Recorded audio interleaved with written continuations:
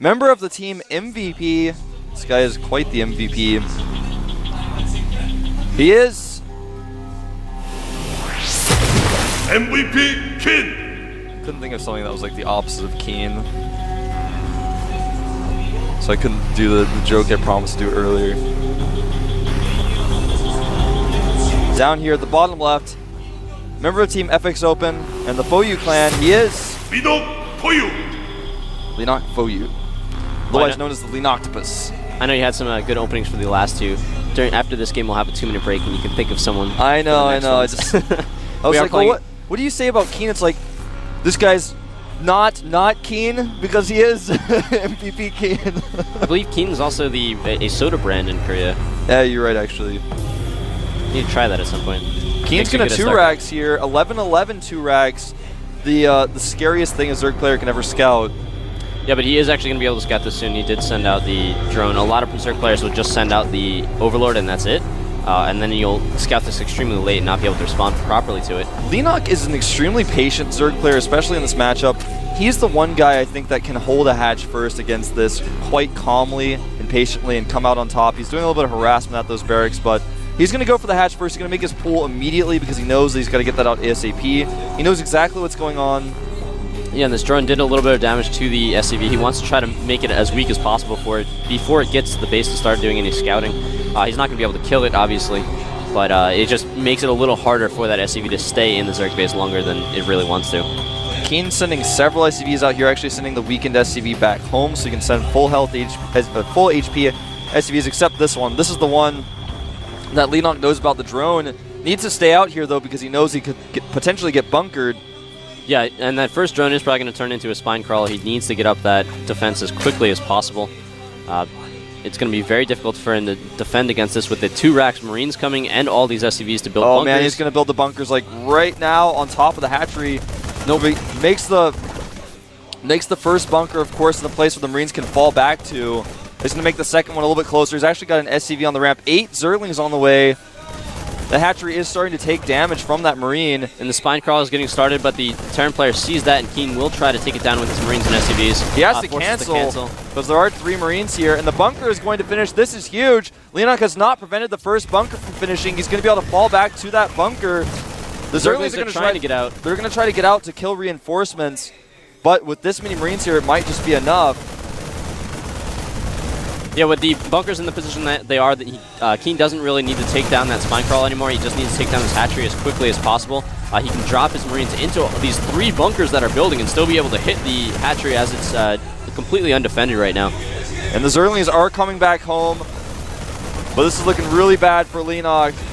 I gotta say, I figured he was going to be able to hold it. He seemed so confident about it, man, and he just didn't stop that bunker for some reason. He knew it was coming, and he just didn't. The spine crawl is finished, but it looks like it's going within range of this bunker. Oh, it doesn't matter. He's just going to target down the hatchery, and the hatchery does fall. The Zerglings coming in with the spine. Nice timing on the Broodlings and the Zerglings and the spine, but there are 4 bunkers here, and the Marines do all remain alive. Oh, no, these Marines. What is going on? He tried to hop from one bunker to the other, but it actually popped out behind the Zerglings, and 2 Marines got taken out when they really shouldn't have. This is going to get cleaned up, but it did do the damage that it needed to. The rest of the Zerglings are going to try to just sit there and watch behind as the spine crawler takes some damage. The spine crawler in the bunker battling it out. Of course, this does cost Keen money to repair. I was kind of surprised the Queen didn't go target. Yeah, he needs to target those SCVs because that would have stopped this completely, and he is going to do that. Targets down some Zerglings. I don't know why the spine crawl is in this position because it does have a range of 7, so it can actually outrange the bunker with the Marines in it. Yeah, that was a little bit weird, but I think it was for the original bunker, but then he lost that bunker and so it fell back. But anyway, the Zerglings do clean up the Marines. Leenock did a great job with that timing on the spine and the Broodlings and the Zerglings coming in. It just wasn't enough. He did kill a decent amount of units. He's remaking the hatchery immediately. The other thing is, he's in a tough spot from here, though. We are actually looking at exactly even supplies, 27 to 27. That second hatchery is going up again. While it looks like the Terran did a ton of damage taking out the hatchery, he did, but it's not a game-ending damage quite yet because the Terran needs to invest so much in getting those 2 early barracks to be able to make that push work, and there's so much money being invested into the bunkers. It makes it almost even. I'm not saying that it's not Terran favored at this point, but it's not over yet. Well, Keen was supply blocked for about a minute there. I mean, literally, like not an in-game minute, like a real minute. He's had 3 Marines and an SCV queued up for a really long time, so that is definitely going to hurt. That's one small thing that could help Leenock get back into this game. He does have speedlings. He hasn't made any more. He made a baneling nest, though, just in case Keen was going for that 4 barracks follow-up, but he is making just 3 barracks and a factory. He's going to be transitioning into a longer game here. Obviously, he did make that command center.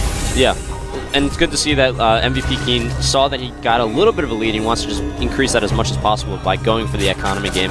He knows that Leenock needs to drone up hard and can't do any sort of counterattack quite yet. But what we do see here, interesting from Leenock, is he did put down 3 creep tumors immediately, and he's trying to spread this creep across the map as quickly as possible. If he can get it close to his opponent's base, he can just stream in constant reinforcements over and over again until he whittles down his opponent's defenses. The bunker is finished. Leenock was getting a little bit aggressive with that handful of Zerglings, but with the bunker finishing with all these Marines here, he is going to have to go home.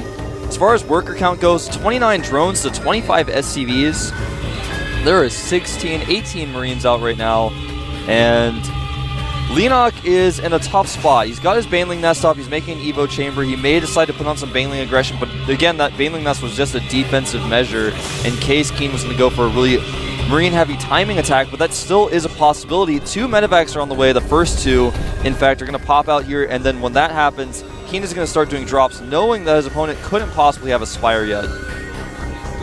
And Leenock is doing the trademark macro hatchery at the natural. He loves to do this. He hates taking a third base without taking a macro hatchery because he thinks, as he's said several times to us at FXO, he thinks it's too risky, it's not safe. He likes to get the macro hatchery first. Yeah, you want to get that larva built up as well, so it's not a bad idea to do that before you expand to your third base.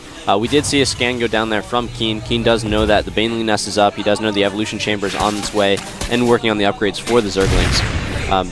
But the lair was not on its way at that point, so that really makes Keen feel really comfortable to know exactly what's going to be coming at him at this time. And we actually see a Viking coming out here for Keen. What that allows him to do is it allows him to prevent any sort of Overlord scouting in his base, which Leenock is prepared to do right now. I believe we have an Overlord almost on its way. Yeah, we have 3 Overlords actually kind of surrounding his base. Yeah, one on the right side was about to go in, but the Marines chased it away. As soon as the Viking comes out, that Viking will be able to go around the map and kill those Overlords, costing a little bit of extra money for Leenock to invest in creating more Overlords when he doesn't really want to at this stage in the game. Absolutely not. The 2 dropships have been loaded. Here's the Viking you were talking about, cleaning up those Overlords. And the dropship is most likely going to be spotted by either these Zerglings on the left side of the map or the Overlord, but even if it is, it's going to be very difficult for him to deal with this.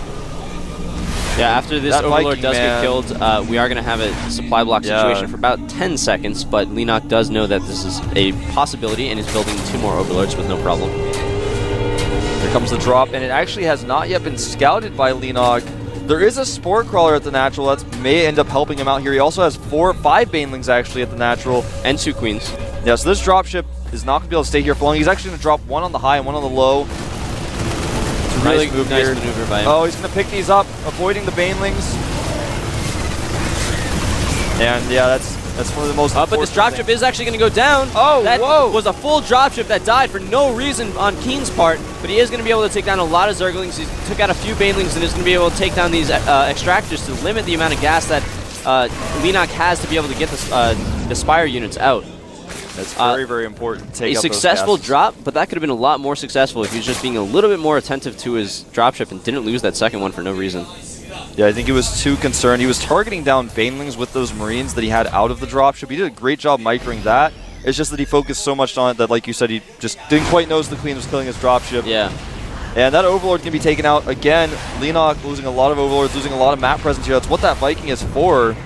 He did actually see the timing of the Spire as well when he did that drop, so he knows that the air units or the Munilus are not out for Leenock yet, and he can be a lot more aggressive with that Viking. Once those Munilus are out, you really want to send that Viking home and just keep it alive as long as possible.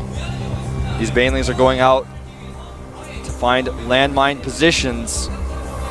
The great map for Baneling landmines. There's so many ramps the Marines would stand on. This actually has been spotted though. Those Banelings getting out of there ASAP. Would have been cool, but what? How do you see that? That was still within scan range? Wow. I guess so. Keen's a cheater. Yeah. We saw it on TV. Keen, you're cheating. He's got map hacks. And the supply depots were down. The Zerglings are going to be able to get in and do a lot of damage. They actually take out a Siege Thing that's awesome for them to be able to do at this stage in the game. We also have a Baneling landmine right outside the base that might be used later in the game. Most likely it will. It's very unusual for landmines to get that far. This is going to be a pretty scary push. The tank's on the high ground. The Mutalisk not really able to assist in this battle. There just aren't enough of them. And if he loses them here, he's not going to be able to use them later. This push is really scary. He is going to try to take down a tank. Has to be very careful. He gets it. Doesn't lose any mutas. Great control by Leenock, but he is supply block. He's losing this macro hatchery, losing a lot of Zerglings. But here's going to go for it. Huge push from a lot of Zerglings, Banelings, Broodlings, and Mutalisk, so it's going to get cleaned up, but it did do a lot of damage before that happens. He is losing even more mutas, but he does clean up a lot of those dropships. Man, Leenock's so good at going with the Broodlings. Whenever those Broodlings pops, that's when he attacks, man. And Not as good as it should have been. Could have been better. Those Marines were very lucky. And Leenock continue to be aggressive with these mutas, trying to catch dropships, reinforcements, siege tanks, anything he can find. He's +1 flyer attacks are about to finish. He's remade that macro hatchery. He's actually taken the bottom right base. He's not mining from it just yet, but that's exactly where Keen is going. Yeah, there's one Zergling there to know that the army is coming so you can react. It's really good to have those Zerglings all over the map so you know the movements of your opponent, but it's not really going to be able to do any sort of damage at that time. Mutalisk trying to find that army yet again. Coming over here to help defend this hatchery, but this force of Keen is pretty strong. He's going to try to use these Banelings as landmines. Does Keen see them? I don't think he does! Not a lot of Marines being taken down. That's just enough for Leenock to clean this up. The rest of the Banelings come in and clean it up completely. The Queen just bops that siege tank, takes it out. Get out of here, burrowing King. the Banelings instead of wasting them on the siege tank when you had the Mutalisk there to clean up for no cost whatsoever. These medevacs are actually going to get caught as well. Nope. No, I didn't quite see him. He actually didn't see the medevacs with full of units either that aren't going to drop. They thought about dropping. Yeah, these Baneling bombs are doing a really good job for Leenock in this game. Yeah, Leenock's actually catching up in supply. He's only 10 supply down right now. He still hasn't fully saturated that bottom right base. But he's made so many attacking units, he's put on so much pressure that Keen hasn't been able to comfortably take a third. He's going to try to right now as he moves forward with these Marines. Smartly is scanning again so he doesn't allow Baneling bombs to do any more damage this game. So that does cost a lot of money to do every single time you're trying to move forward. Armory going up for Keen here. Another factory as well. So he's probably going to start adding a few Thors into his composition as well as getting vehicle weapon upgrades. Now he does have that third base pretty much secured. And when that happens, Leenock is going to want to take a fourth or at least be a little bit more aggressive. He's being very aggressive right now, but he doesn't have enough army to be really aggressive. And these Banelings unfortunately being caught. Some a little bit mutas of being meter caught damage, as well, yeah. but none getting lost at that time. Leenock's control of these mutas has been beautiful this entire game. Hasn't lost any unnecessarily, hasn't flown over any Marines. He might find these SCVs. Now the SCVs do get safely out of the way, but these Zerglings and Mutalisk are going to do a lot of damage here. The supply depots were not able to be raised, however all the Zerglings did get cleaned up, so it was not a big deal at that time. The rest of the force is going to move in and try to take out a lot of this creep spread and maybe see if he can put pressure on the third. But the Mutalisk and the Zerglings are going to try to attack the third of Keen. Planetary Fortress finishes. It's going to be able to do a lot of damage to the Zerglings, but the thing is these Mutalisks here are going to prevent the turrets from going up, at least the top one. And yeah, but here's the other thing.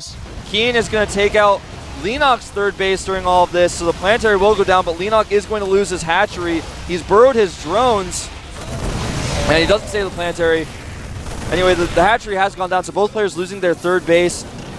The drones have not been scanned. He's not concerned about those drones. He wants to continue to be aggressive. There are a lot of Banelings and Speedlings, though, at the natural. Attacking that location would be folly.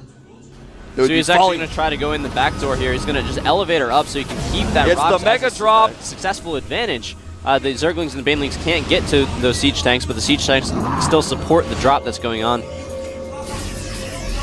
Smartly leaving enough Marines behind to defend against any sort of Mutalisks that are coming from the back, which we see happening right now on the siege tanks.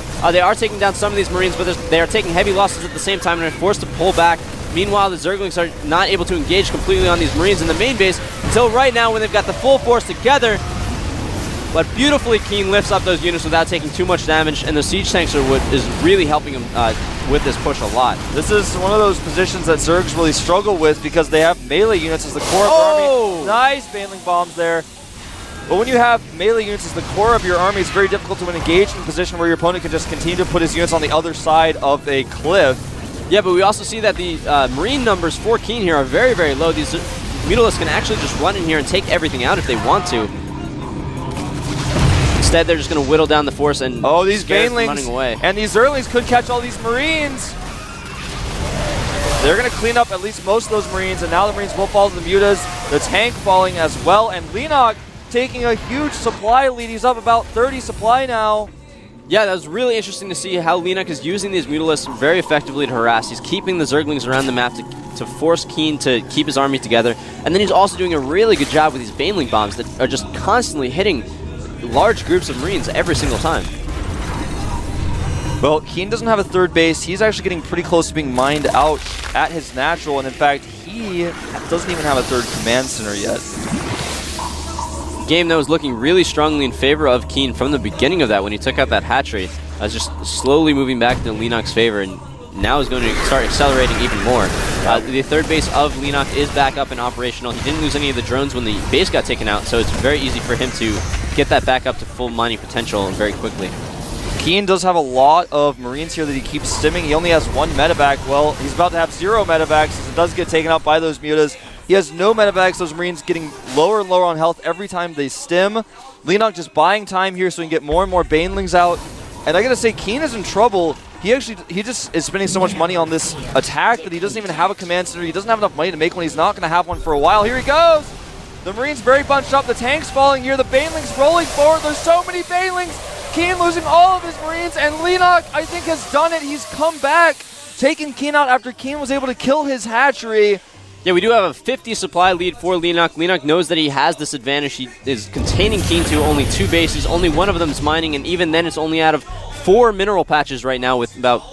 Yeah, he's going to have to, like, completely halt unit production if he wants to make another command center. He's got about 10 SCVs per mineral patch right now. He literally does not have enough minerals. He's got, like, 800 minerals left. So if he spends most of that... Oh, he's going to lose this drop.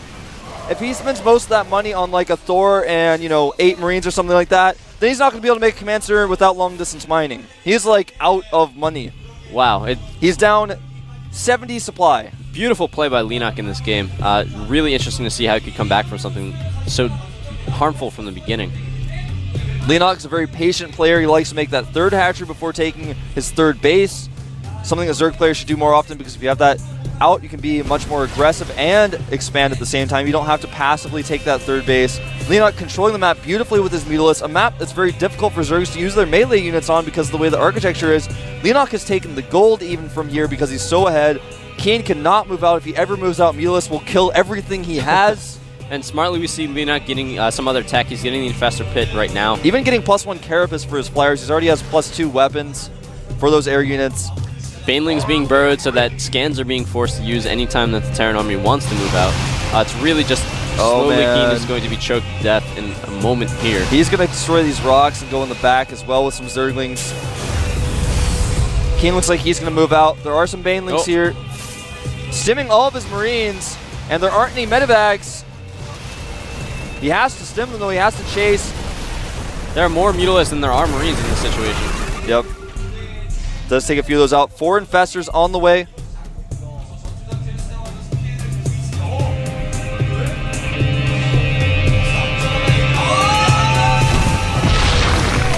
Sorry about that, guys. We lost our audio temporarily, but you guys have been able to watch everything. 4 Infestors were on the way, and they're actually still on the way. And we actually have 26 Mutalisks out here. Oh! GG! All right. I was going to say there was as many Mutalisks as there were Marines, but then the Marines all got thrown away to this Baneling bombs right there. I think that game is definitely a clinic on how to use a Baneling bomb versus Marines. Yeah, absolutely. He knows it. He just kept doing it, and every time that they were about to be scanned and he knew it, he would also save the Banelings. He didn't do the style where you're just like, well, I'm going to do this and hope it works. Yeah. I'm just going to burrow it right in front of his face, and maybe he wasn't looking. Leenock actually burrowed them in the perfect places. And I can't stress you guys enough how patient Leenock was with his Zerglings. Even when his hatchery was being attacked, he didn't just go, oh, I'm going to try to kill this bunker. He saved his Zerglings, tried to cut off reinforcements. He made it so he didn't lose the game right there. Yep. Then He immediately remade the hatchery as soon as he held off the attack. His timings with the broodlings and all of that, those were amazing as well, but that's not even what's important. What's important was he immediately remade the hatchery and then made a third hatchery before taking the third base. Because if you do that, you have more larvae, you have more units, you can make more drones, you can make more of whatever you want. You don't have this hatchery that's really far away when your opponent has drops. I mean, you're not going to hold that. It's just not going to happen. Yeah, I think we really saw Leenock playing almost perfectly in that game after that hatchery went down right in the beginning. And we saw a couple key mistakes from Keen. So Keen had a huge advantage, but those little mistakes that he made, losing that second medevac in that first drop, losing a ton of Marines to Baneling bombs, just all around the map, just piled up, and eventually there was more Mutalisks than Marines out on the field, and that's just an indicator that Keen took his third base way too late. And he made it like way late, then he had it for a while, and then he didn't float it over. And then when he lost it, it was like, uh-oh, I have to end the game now. And Leenock was like, I know you have to end the game now. I'm not going to let you. I'm going to make you scan every time you walk over a ramp. Yeah. Pretty close. It would have been nice to see a Raven come out there or a bit more turret movement going forward. But the thing is that Keen needed to keep his army mobile, and in doing that, he can't get the turrets up to get the detection, and he needed to get Medivacs out so he couldn't get any sort of Raven out to support his army and keep that detection going on. So we are actually going to have no break going on into the third game. It is going to be Alive versus Bonbons. Alive won his first game, so it's going to be seeing if he can get that 2-0 lead, which is really what these players are looking for early on, because then they're very comfortable in trying to get that Code F spot.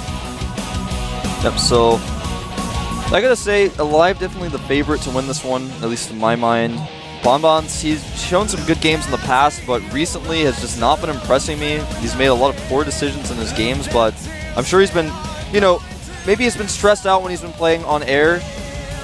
I don't know, but the truth of the matter is this guy has not been doing well recently, and he wants to get into Code S. Was in Code A, of course, this season after dropping down last season. He's definitely got a chance to make it into S today, but it's going to be very difficult for him. He's playing against Alive, who's a Code S veteran, and I think overall just a stronger player. Yeah, he's definitely the underdog. It is also a TVP going around right now, and based on the meta game that's happening, it is possible for Alive to do that push that he keeps doing against the Protoss players, and if the Protoss goes for an early Nexus like they keep trying to do, it's very easy for him to win the game right there. Yep. If you're going to do that, gotta have Colossi. And if he's going to do that push, you might as well just cancel the Nexus. It's pretty much impossible to hold.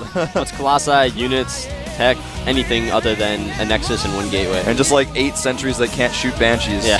Those are not very helpful. They can't shoot Siege Tanks either. Alright guys, we're going to jump into it. Alive versus Bonbons. It's Alive's second game. Bonbons is first here at the GSL Up and Down matches.